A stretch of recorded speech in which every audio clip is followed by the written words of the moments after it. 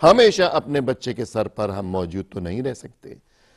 اور جیسا کہ قرآن کریم میں حضرت لقمان حکیم کا جو واقعہ مذکور ہے سورہ لقمان میں، سورت کا نام ہی ہے سورہ لقمان، 21ویں سپارے میں، اور ان کی بہت ہی قیمتی ترین وصیتیں جو انہوں نے اپنے بیٹے کو کی تھیں، وہ تمام وصیتیں قرآن کریم میں اس سورت میں سورہ لقمان میں اللہ عز و جل کی طرف سے ذکر کی گئی ہیں. لہذا وہ وصیتیں کس قدر قیمتی ہوں گی.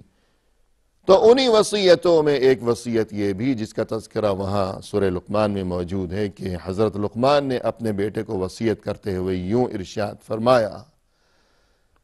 فرمایا کہ یا بنی انہا ان تک مثقال حبت من خردل فتکن فی صخرۃ او فی السماوات او فی الارض یأتی بها اللہ ان اللہ لطیف خبیر.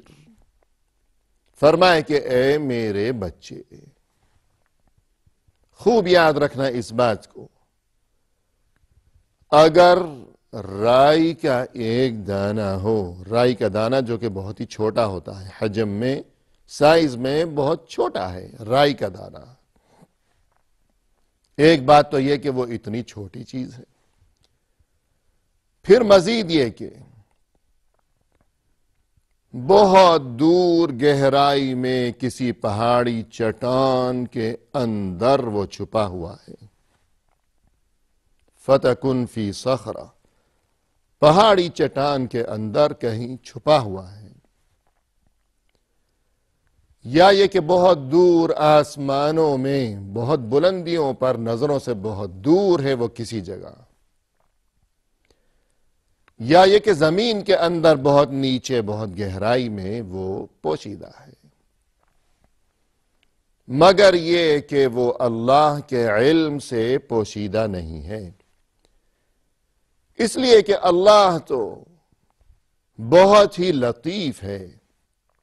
یعنی باریک بین ہے. چھوٹی سے چھوٹی چیز بھی اس کے علم سے پوشیدہ نہیں رہ سکتی، مخفی نہیں رہ سکتی. وہ باخبر ہے ہر چیز سے. تو یوں رائی کا دانہ ہو چٹان کے اندر چھپا ہوا ہو، زمین کے اندر گہرائی میں چھپا ہوا ہو، یا آسمانوں کی بلندیوں میں ہو بہت دور، یا اسی طرح اس مثال سے یہ بات سمجھانا مقصود ہے کہ انسان اگر برائی کا ارتکاب کرتا ہے، گناہ کرتا ہے، برا کام کرتا ہے، اللہ کی نافرمانی کرتا ہے، خواہ وہ بہت ہی چھوٹی سی برائی ہو، بظاہر بہت چھوٹا سا گناہ، معمولی سی برائی کی ہے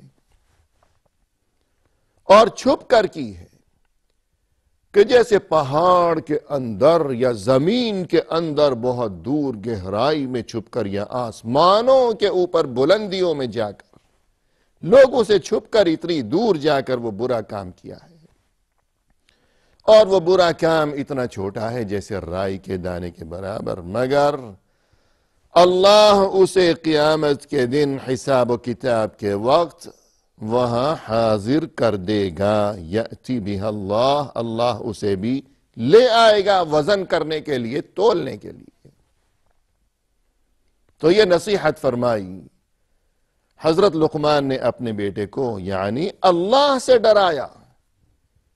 کہ دیکھو خبردار، اللہ سے تمہارا کوئی عمل، تمہارا کوئی قول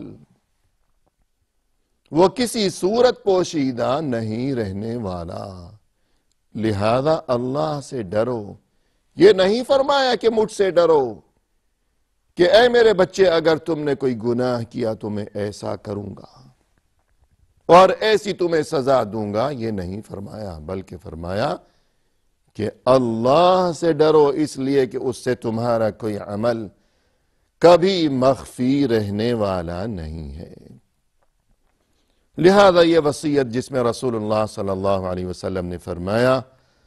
وَأَخِفْهُمْ فِي اللَّهِ عَزَّ وَجَلَّ، کہ اپنے بیوی بچوں کے دلوں میں اللہ کا خوف جاگزیں کرو، مضبوط کرو. اللہ کا خوف ان کے دلوں میں اجاگر کرنے کی کوشش کرتے رہا کرو، نہ یہ کہ ہم اپنے بچوں کو خود اپنے آپ سے ڈرایا کریں کہ یوں کیا تو میں یوں سزا دوں گا۔ اور ناظرین کرام، یہ حدیث نمبر 18 مکمل ہو گئی کہ جس میں رسول اللہ صلی اللہ علیہ وسلم نے ہمیں اور تمام امت کو یہ 9 قیمتی ترین وصیتیں فرمائی ہیں، جو کہ حضرت ابو الدرداء رضی اللہ عنہ نے آگے امت تک روایت کی ہیں۔ اور اس کے بعد یہاں اس باب میں جس کا نمبر ہے 9 اور جس کا عنوان ہے باب یبر والدیہ ما لم یکن معصیہ، کہ انسان کے لیے یہ بات ضروری ہے کہ وہ اپنے ماں باپ کی ہمیشہ اطاعت و فرما برداری ہی کیا کرے جب تک کوئی گناہ کا معاملہ نہ ہو۔ اس میں اب یہ حدیث نمبر 19 امام بخاری رحمہ اللہ نے بیان فرمائی ہے، اور اس کا مفہوم یہ ہے کہ ایک شخص یعنی عبداللہ ابن عمر رضی اللہ عنہما فرماتے ہیں کہ ایک شخص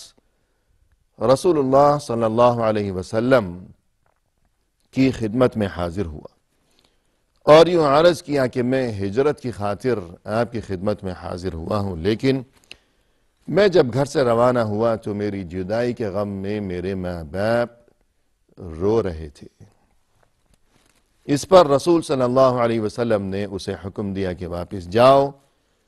اور جس طرح تم نے انہیں رلایا ہے اب واپس جا کر انہیں ہنساؤ، انہیں خوش کرو۔ تو ناظرین، اس سے قبل حدیث نمبر 13 کے طور پر یہی حدیث اس سے پہلے گزر چکی ہے، اس باب کے تحت کہ جس کا عنوان تھا جزاء الوالدین، یعنی والدین کے جو احسانات ہیں اولاد پر، اولاد ان کا بدلہ کس طرح ادا کرے، بدلہ کس طرح چکائے۔ وہاں چونکہ یہ حدیث گزر چکی تھی اور ہم نے وہاں اس سلسلے میں مفصل گفتگو اس سے قبل ہم کر چکے ہیں، لہذا فی الحال اس کی طرف اتنا اشارہ ہی کافی ہے۔ اس کے بعد آگے حدیث نمبر 20 فرماتے ہیں امام بخاری رحمہ اللہ عن عبداللہ ابن عمر قال، عبداللہ ابن عمر رضی اللہ عنہما فرماتے ہیں جاء رجل الى النبی صلی اللہ علیہ وسلم یرید الجہاد، کہ ایک بار ایسا ہوا کہ ایک شخص رسول اللہ صلی اللہ علیہ وسلم کی خدمت میں حاضر ہوا اور یوں کہا کہ اے اللہ کے رسول، میں جہاد میں شرکت کا آرزو مند ہوں، یعنی جہاد میں شرکت کی غرض سے وہ وہاں حاضر ہوا۔ فقال احی والداک، اور اس کی یہ بات سننے کے بعد رسول اللہ صلی اللہ علیہ وسلم نے اس سے یوں دریافت فرمایا، اس سے یہ بات پوچھی کہ احی والداک، یعنی کیا تمہارے ماں باپ زندہ ہیں، بقید حیات ہیں؟ فقال نعم، اس نے جواب دیا کہ جی ہاں اے اللہ کے رسول،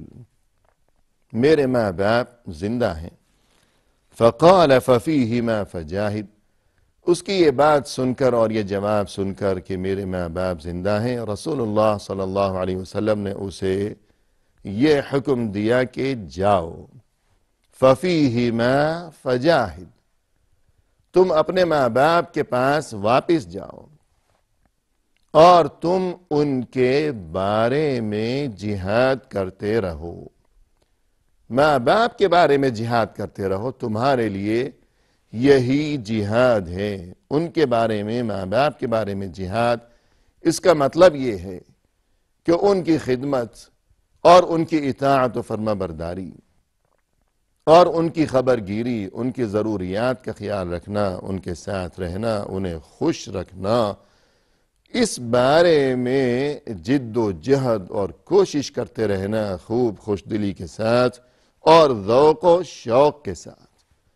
تو باقاعدہ میدان جنگ میں نکل کر جو جہاد ہے،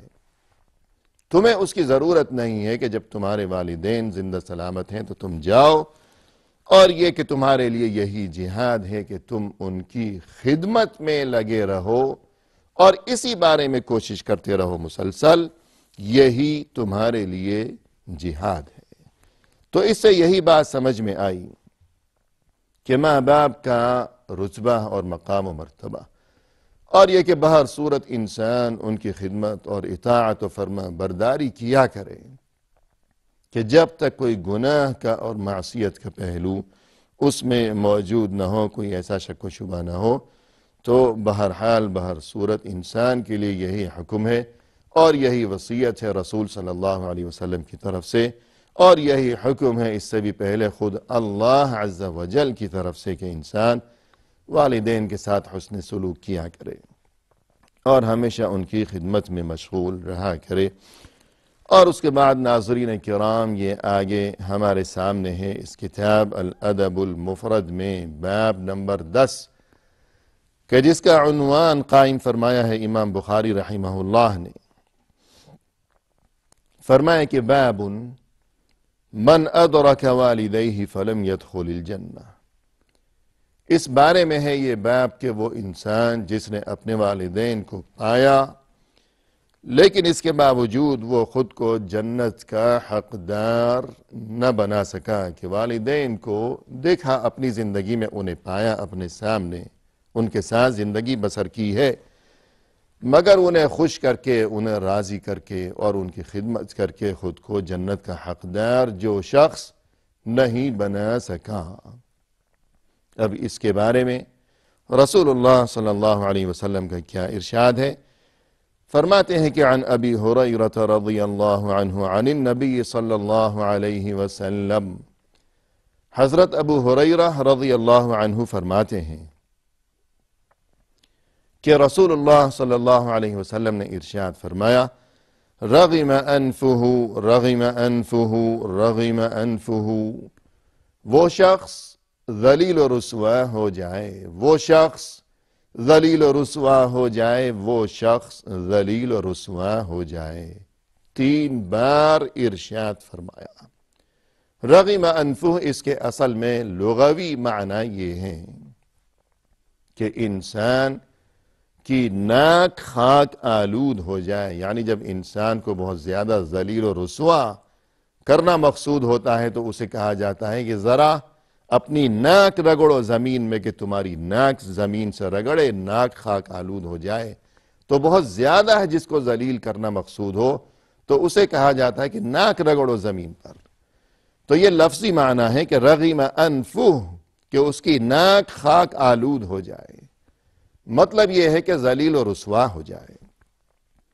3 بار رسول اللہ صلی اللہ علیہ وسلم نے یہی ارشاد فرمایا کہ وہ شخص ذلیل و رسوا ہو جائے۔ قالوا یا رسول اللہ من،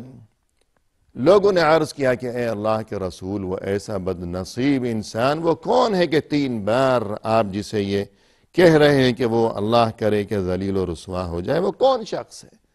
ہمیں خبر تو ہو تاکہ ہم اس چیز سے خود کو دور رکھ سکیں، بچا سکیں۔ قال من ادرک والدیہ عند الکبر او احدہما فدخل النار، تب رسول اللہ صلی اللہ علیہ وسلم نے فرمایا کہ یہ وہ شخص ہے جس نے والدین میں سے دونوں کو یا ان دونوں میں سے کسی ایک کو بڑھاپے کی حالت میں پایا، مگر اس کے باوجود وہ ان کی خدمت کر کے اور انہیں خوش کر کے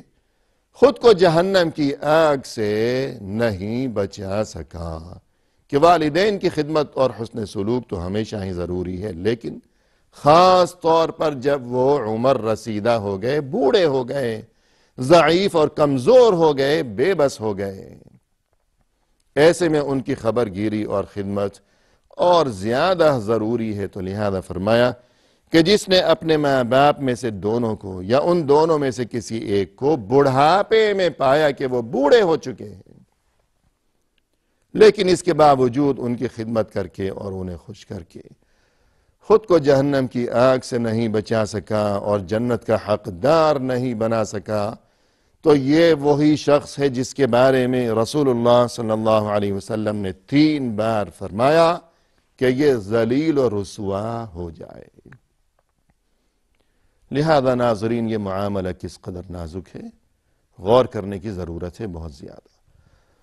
وآخر دعوانا ان الحمد للہ رب العالمین۔